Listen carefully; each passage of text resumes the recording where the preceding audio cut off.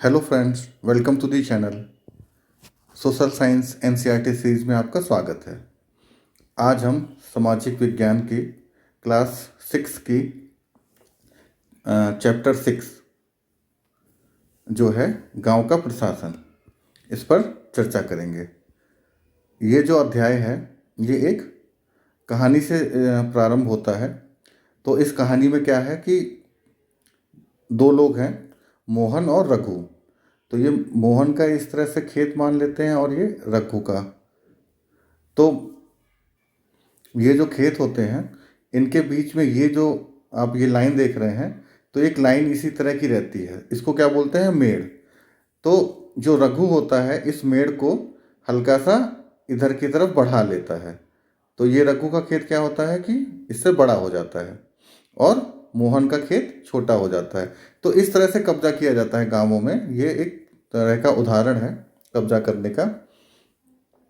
तो फिर जब मोहन सुबह आता है, देखता है कि रघु ने मेड़ को थोड़ा सा उसकी तरफ, उसके खेत की तरफ बढ़ा लिया है। तो वो उसको बहुत गुस्सा आता है। तो फिर वो चाहता है कि वो जाए मोहन के घर और इस चीज़ को लेके उसकी शिकायत करे। लेकिन रघु जो एक है वो एक अमीर किसान है और उसके ताऊ सरपंच भी होते हैं, जिसकी वजह से वो थोड़ा सा हिचकता है। लेकिन वो सोचता है कि नहीं, ये आवश्यक है तो मुझे जाना चाहिए। तो जब वो जाता है रघु के घर पे और इस चीज़ की कंप्लेन करता है, तो रघु और उसका एक उसके यहाँ काम करने वाला व्यक्ति दोनों मिलकर क्या करते हैं, मोहन की पिटाई कर देते हैं और मोहन को इसमें चोट आ जाती है। उसके बाद मोहन पुलिस थाने जाता है गांव के लोगों के कहने पे कि हाँ, मोहन के साथ ये सही नहीं हुआ है। पर वहाँ पे जो पुलिस अधिकारी होते हैं वो अ, मोहन की रिपोर्ट नहीं लिखना चाहते हैं। लेकिन जब गांव के लोगों का दबाव पड़ता है तो वो उस रिपोर्ट को लिखते हैं। तो ये मैंने आपको कहानी जो है ये क्यों सुनाई, ये मैंने पहले तो कहानी सुनाई कि देखिए, ये जो ज़मीन का मामला है, जब रघु ने सिर्फ अपनी मेड़ को आगे बढ़ाकर इस पर कब्जा किया, ठीक है, उसके बाद अगर मोहन जाता और इसकी शिकायत करता है तो ये किस में आता, ये आता सिविल केस में, ठीक है, जिसको दीवानी मामला बोलते हैं। लेकिन जब रघु इस चीज़ की कंप्लेन करने गया और उसको शारीरिक रूप से क्षति पहुंचाई गई, सॉरी, मोहन जब इसकी कंप्लेन करने गया तो रघु द्वारा इसको शारीरिक रूप से क्षति पहुंचाई गई। तो अब जो मोहन है वो इसकी कंप्लेन किस में कर सकता है, दीवानी मामले में ना होके अब ये बदल गया है फौजदारी मामले में, ठीक है, क्रिमिनल में। तो जब तक बात सिर्फ कब्जे की थी तब तक ये था सिविल मामला, लेकिन जैसे ही इसमें शारीरिक क्षति हुई ये बन गया क्रिमिनल मामला, ठीक है। तो इस कहानी के थ्रू हमको ये समझ में आ रहा है। और जैसा कि फिर हम देखते हैं, इस चैप्टर का नाम है गांव का प्रशासन। तो गांव के प्रशासन में यहाँ पे दिखाया गया है दो लोगों को शामिल किया गया है, जो मुख्य रूप से वो कौन है, एक तो वही जो पुलिस अधिकारी हैं उनको, और दूसरा ये देखिए जो खेत हैं इनका एक नक्शा, जो अधिकारी होते हैं सरकारी कर्मचारी, जिनका नाम की लेखपाल, कानूनगो, है ना, पटवारी, है ना, इन सभी नामों से इनको जाना जाता है। तो मुख्य रूप से इन दोनों लोगों के जो कार्य हैं और जो इनका प्रशासन पे प्रभाव है उसके बारे में हम इस अध्याय में पढ़ेंगे। तो आप ये कहानी समझ गए, कहानी के माध्यम से इस चैप्टर को हम समझेंगे। तो सबसे पहले इस जो ये हमारा पहला जो पैराग्राफ है इसको पढ़ लेते हैं। भारत में 6 लाख से अधिक गांव हैं। तो भारत में गांवों की संख्या कितनी है, लगभग 6 लाख। उनकी पानी, बिजली, सड़क आदि की आवश्यकताओं को पूरा करना कोई आसान काम नहीं है। इसके अलावा जमीन के दस्तावेजों का रख रखाव करना पड़ता है और आपसी विवादों को भी निपटाने की आवश्यकता पड़ती है। इन सब की व्यवस्था के लिए गांव में एक प्रशासनिक ढांचा होता है। इस पाठ में हम दो ग्रामीण प्रशासनिक अधिकारियों के काम के बारे में थोड़ा विस्तार से पढ़ेंगे। तो जैसा मैंने आपको बताया कि दो जो प्रशासनिक अधिकारी हैं, मैंने कहानी में आपको बता चुका हूँ, उनके बारे में हम यहाँ पे पढ़ेंगे, ठीक है। तो यहाँ पे हम देख सकते हैं कि जैसे कि दस्तावेजों का जो रख रखाव है वो कौन करता है, पटवारी, लेखपाल, ठीक। और जो अगर कोई विवाद उत्पन्न हो गया तब कब जहाँ कहाँ पे जाते हैं, थाने में जाते हैं। तो जो पुलिस अधिकारी होते हैं वो इसका निपटारा करते हैं। तो इन्हीं के बारे में हम जानेंगे और ये ग्रामीण प्रशासन के भाग हैं। तो यहाँ पे ये वही कहानी दी गई है। इसको विस्तृत में पढ़ने से अच्छा मैंने कहा आपको शॉर्ट में बता दूं। तो हमने उस कहानी में देखा था कि किस तरह से रघु द्वारा मोहन की पिटाई करी गई। उसके बाद जब गांव के लोगों ने बोला कि हम आप तुम्हारे साथ हैं, चलो इसकी कंप्लेन करो, तो वो थाने जाते हैं। तो थाने में जाने से पहले उनका एक पड़ोसी उनसे कहता है कि एक काम करते हैं, क्यों ना हम शहर चलते हैं, शहर में जाके शिकायत करेंगे तो इसका और ज़्यादा प्रभाव पड़ेगा। तो इस पे मोहन ने समझाया कि हर जो पुलिस थाना होता है उसका एक कार्य क्षेत्र होता है, मतलब उसका एक एरिया होता है, और उस एरिया में जो भी घटनाएं घटेंगी वो उस थाने के अंतर्गत ही आएंगी। ये नहीं कि आपका विवाद इस गांव में हुआ है और आप शहर में जाके उसकी रिपोर्ट करा रहे हैं, तो आपको उसकी रिपोर्ट कहाँ करानी पड़ेगी, उसी के क्षेत्राधिकार में करानी पड़ेगी। ठीक है, यहाँ पे उसी चीज़ को बताया गया है। एक बार मैं इसको रीड कर देता हूँ। हर पुलिस थाने का एक कार्यक्षेत्र होता है जो उसके नियंत्रण में होता है। लोग उस क्षेत्र में हुई चोरी, दुर्घटना, मारपीट, झगड़े आदि की रपट उसी थाने में लिखवा सकते हैं। यह वहाँ के थानेदार की जिम्मेदारी होती है कि वो घटना के बारे में क्या करे, पूछताछ। सबसे पहले वो क्या करेगा, पूछताछ करेगा, फिर उसकी जांच पड़ताल करेगा। ठीक है, और उसके बाद अपने क्षेत्र के अंदर मामलों पर जो भी उचित कार्रवाई होगी वो उस पर उचित कार्रवाई करेगा। फिर यहाँ पे जो अगली हमारी हेडिंग है उस पर आते हैं।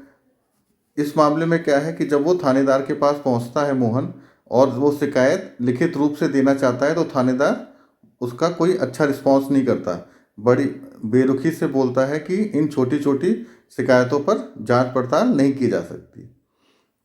इसके बाद क्या होता है कि वो मायूस हो जाता है, लेकिन जब उसके पड़ोसी को पता चलता है कि वो रिपोर्ट नहीं लिख रहा है, तो पड़ोसी क्या करते हैं, दबाव बनाते हैं थानेदार के ऊपर और कहते हैं कि उसको हमने देखा है कि अगर हम नहीं आते, बीच बचाव नहीं करते तो गंभीर चोट लग सकती थी मोहन को।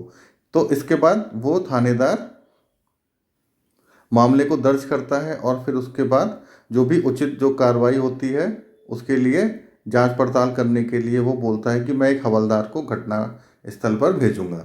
तो देखिए यहाँ पे क्या पता चल रहा है हमें कि जो प्रशासन है वो किस तरह से फंक्शन करता है, कि उसके साथ मोहन के साथ मारपीट होने के बाद भी जो थानेदार था वो रिपोर्ट नहीं लिखना चाह रहा था, लेकिन जब वहाँ के लोगों का, जनता द्वारा जब दबाव बनाया गया तो उन्होंने इसकी रिपोर्ट लिखी। तो यहाँ पे इस कहानी का ये मतलब है कि जब जनता जागरूक होती है और अगर उसके अधिकारों का हनन हो रहा होता है और उसके लिए वो एक साथ इकट्ठा होते हैं, खड़े होते हैं, तो फिर उनकी बातें सुनी जाती हैं और उस पर उचित कार्रवाई भी होती है। ठीक है, यहाँ पर ये बात समाप्त हो जाती है और हम मतलब ये बात समाप्त होने का मतलब है कि ये जो थाने का जो मामला था इस चैप्टर में कहानी के रूप में वो यहीं पे समाप्त होता है। अब जो नया हेडिंग है राजस्व विभाग का काम, ये प्रारंभ होता है। तो इस हेडिंग में क्या है, आपने पढ़ा कि मोहन और रघु में खेत की मेड़ को लेकर जबरदस्त लड़ाई हुई। क्या ऐसा कोई तरीका था जिससे वह अपना मामला शांतिपूर्ण रूप से सुलझा सकता था? क्या कोई ऐसे अभिलेख यानी रिकॉर्ड होते हैं जिनसे पता चल जाए कि गांव में किसके पास कौन सी जमीन है? चलिए पता करते हैं कि यह कैसे किया जाता है।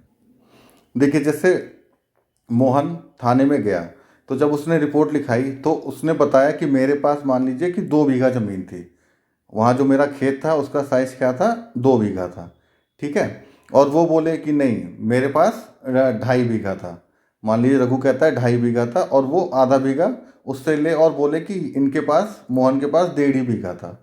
ठीक है, तो अब ऐसे में कैसे प्रूफ होगा? इस बात को प्रूफ तो वो आपस में तो नहीं कर सकते हैं। उसके लिए क्या, अगर कोई अभिलेख हो तो यहाँ पे इसीलिए अभिलेख बहुत ही इम्पोर्टेंट हो जाता है कि इसमें जब पटवारी के पास जो अभिलेख होता है उनके पास पूरे गांव का, उस क्षेत्र का क्या होता है, रिकॉर्ड होता है। उसमें साफ साफ लिखा रहता है कि यहाँ पे ये इतनी ज़मीन है, ये इनके पास है, यहाँ पे ये दूसरी ज़मीन है वो इस व्यक्ति के पास है, उसका, उनका नाम, उनके पिता का पूरा ब्यौरेवार उसमें विवरण रहता है। और ये भी वहाँ उसमें रहता है कि यहाँ पे ये सड़क यहाँ से निकल रही है, तो वो पूरा मानचित्र एक तरह से होता है कि यहाँ पर कुआं है, जो भी है सारी चीज़ें उसमें विस्तृत से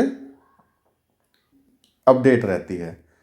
तो जब ये चीज़ अपडेट रहेगी तो ऐसे में क्या है, मोहन सीधे जाता कोर्ट में या थाने में और वो बताता कि ये देखिए रिकॉर्ड में मेरे पास इतनी ज़मीन है और इन्होंने अपनी मेड़ को बढ़ाकर मेरी ये ज़मीन पर कब्जा कर लिया है। तो साफ उनके पास साक्ष्य था और उस साक्ष्य के आधार पर मोहन को अपनी ज़मीन मिल जाती और इस तरह की जो लड़ाई झगड़े थे उनसे बचा जा सकता था। यहाँ पे वही चीज़ लिखी हुई है, ज़मीन को नापना, उसका रिकॉर्ड रखना पटवारी का मुख्य काम होता है। अलग अलग राज्यों में इनका नाम जो है अलग अलग होता है। कहीं इनको पटवारी बोला जाता है, कहीं पर कर्मचारी बोला जाता है, कहीं पर ग्रामीण अधिकारी, तो कहीं पर कानूनगो। ठीक है, ये अलग अलग नाम होते हैं। आमतौर पर पटवारियों के पास खेत नापने के लिए अलग अलग तरीके होते हैं। कई जगहों पर एक लंबी जंजीर के माध्यम से वह खेतों को मापते हैं और उसको क्या बोलते हैं, इसे जरीब बोला जाता है। ये जो टर्मिनोलॉजी है याद रखें। जरीब क्या है? जरीब एक लोहे की जंजीर है जिसके द्वारा पटवारी खेतों को नापते हैं। तो आप समझ रहे हैं ना कि गांव के प्रशासन में पटवारी का कितना महत्व है। इसीलिए पटवारी को बहुत ही महत्वपूर्ण पोस्ट भी माना जाता है। ठीक, तो देख रहे हैं आप प्रशासन कैसे चल रहा है। आपने वहाँ पे थाने का भी अभी उदाहरण देखा, उसके बाद पटवारी के जो कार्य हैं उनको देखिए तो आपको समझ में आएगा कि प्रशासन किस तरह से वर्क करता है। ठीक, अब पटवारी के जो काम है हमको समझ में आ रहे हैं ना धीरे धीरे, कि पहला काम क्या है कि वो विभिन्न जो रिकॉर्ड होते हैं उनको रखता है और उन रिकॉर्ड में अलग अलग जानकारियाँ होती हैं। और साथ साथ क्या करता है कि वो जो अलग अलग जो खेत हैं उसके एरिया में उनके वो नापता भी है। और उसके बाद क्या करता है वो पटवारी, किसानों से भूमि कर भी इकट्ठा करता है और सरकार को अपने क्षेत्र में उगने वाले फसलों के बारे में भी जानकारी देता है। तो ये देखिए 4 तरह के कार्य हमको यहीं पे पता चल रहे हैं पटवारी के।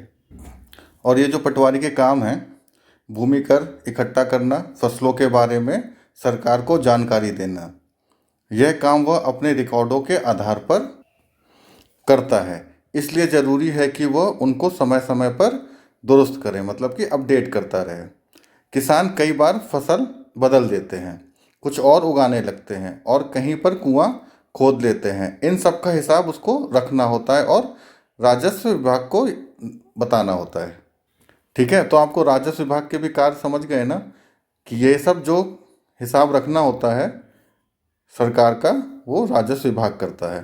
ठीक, और फिर जो इस विभाग के जो वरिष्ठ लोग हैं वो इन सब कामों का निरीक्षण करते हैं।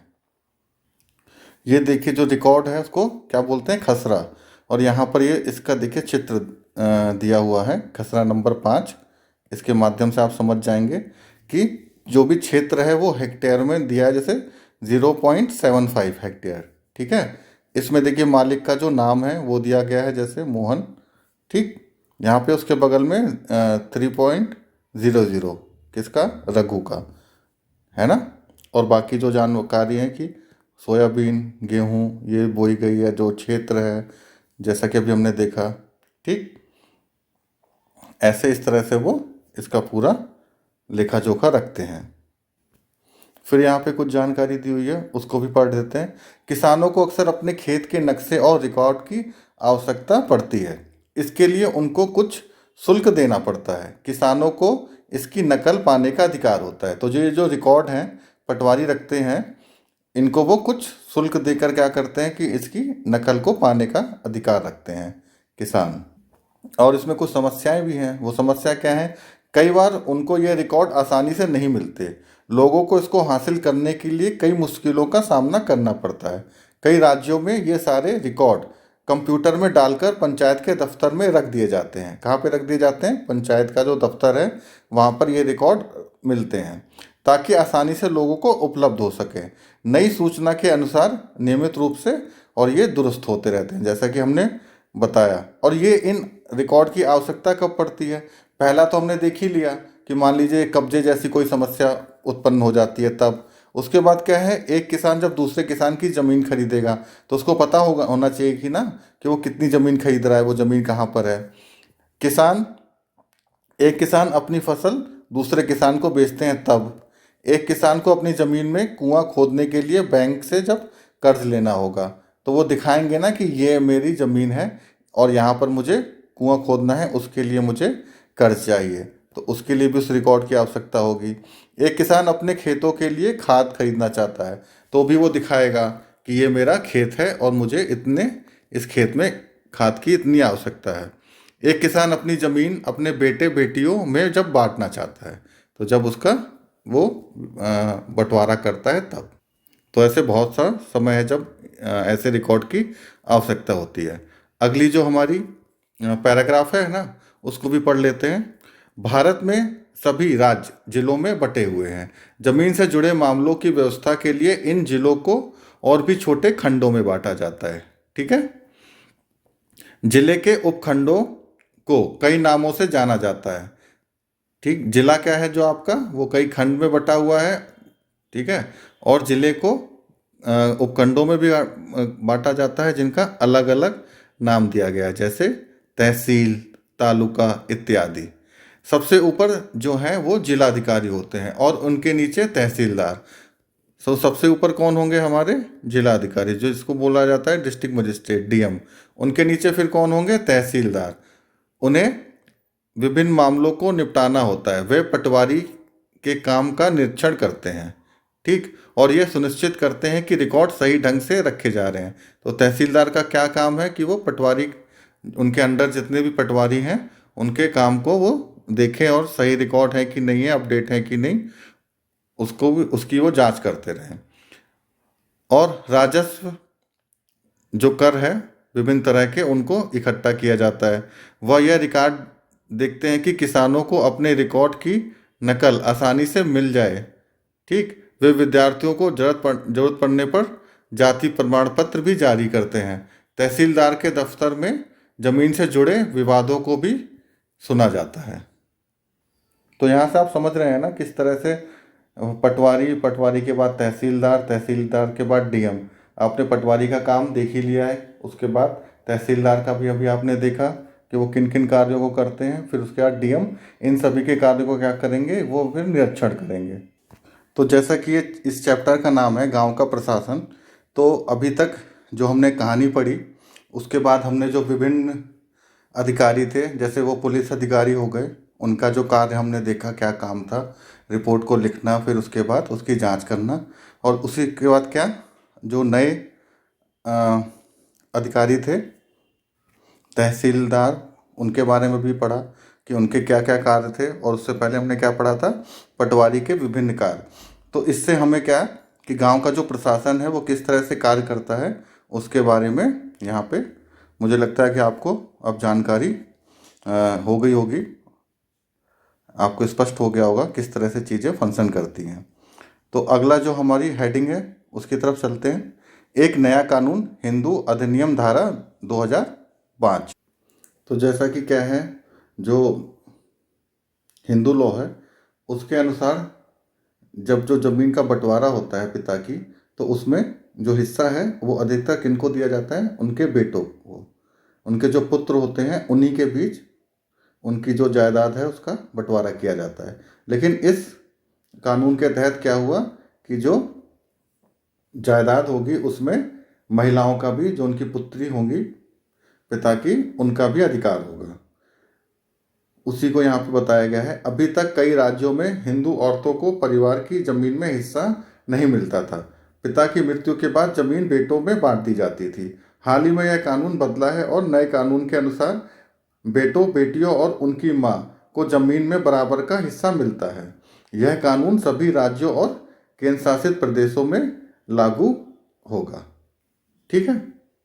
जैसे इसका उदाहरण भी दिया जाता है कि जो महिलाएं हैं वो खेतों में काम करती हैं और फसलों को उगाती हैं, लेकिन उस पर उनका अधिकार नहीं होता। जो संपत्ति होती है, जो खेत होते हैं, उसके बाद जो अनाज होता है उस पर उनका अधिकार नहीं होता। लेकिन इस कानून के बाद उनका उस जायदाद पर अधिकार, कानूनी रूप से उनको अधिकार मिल गया। तो इस चैप्टर में यही इन्फॉर्मेशन थी। आगे ये जो दिया है पैराग्राफ, इसको भी देख लेते हैं कि इस पाठ में हमने क्या पढ़ा कि सरकार के कुछ प्रशासनिक कार्यों के बारे में हमने पढ़ा, खासकर ग्रामीण क्षेत्र के संदर्भ में। पहला उदाहरण हमने क्या देखा है, कानून व्यवस्था, जैसा कि मैंने बताया, जो थाने में गए और उसकी रिपोर्ट लिखी तो ये किस में आया, कानून व्यवस्था के अंतर्गत। दूसरा हमने क्या पढ़ा, जमीन के अभिलेखों की व्यवस्था के बारे में। पहले मामले में हमने पुलिस की भूमिका का परीक्षण किया और दूसरे में पटवारी की भूमिका का। ठीक, इसके काम का विभाग के अन्य लोगों का निरीक्षण किया जाता है। इनका जो काम है उसका निरीक्षण कौन करते हैं, विभाग के अन्य लोग, जैसे पुलिस अधीक्षक, ये जो थाने में अधिकारी थे उनका जो निरीक्षण करेंगे वो कौन करेंगे, एसपी, पुलिस अधीक्षक, और या फिर पटवारी का तहसीलदार। इस तरह से एक हायरार्की बनी रहती है और कामों का विभाजन उसी के अनुसार हो जाता है। इसके साथ और क्या काम करते हैं प्रशासन में, ठीक, अन्य जो विभाग हैं वो अन्य जो सार्वजनिक कार्य हैं, जो सेवाएं हैं, उनको देखते हैं। जैसे अपने गांव या क्षेत्र में के लिए दी जा रही सार्वजनिक सेवाओं की एक सूची बनाई है।